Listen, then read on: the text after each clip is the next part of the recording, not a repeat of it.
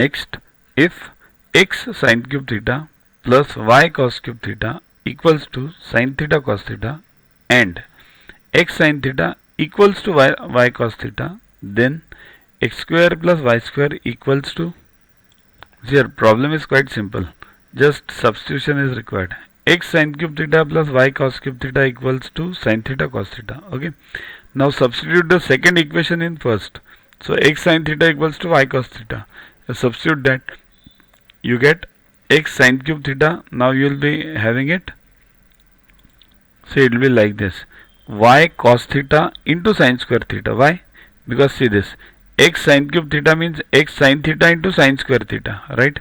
So x sin theta will replace it with y cos theta.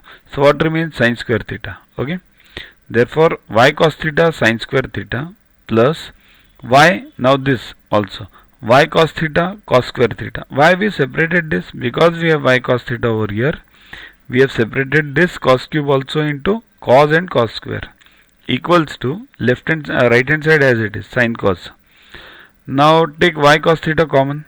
What remains? Sin square theta plus cos square theta equals to sin theta cos theta. Now this is 1.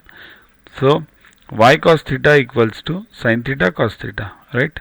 Now cos theta gets cancelled, therefore y equals to sin theta. Now you know y equals to sin theta, but what is given? X sin theta equals to y cos theta. Therefore x sin theta equals to sin theta into cos theta, right? So sin theta gets cancelled. So what remains now? X equals to cos theta. Now what we want? X square plus y square. Therefore x square plus y square equals to cos square theta plus sin square theta. But that is 1. So answer is 1. That is what is required. Download Yuva Guru app from Play Store to get these videos, test, question banks with explanations directly on your mobile. Get 500 plus questions with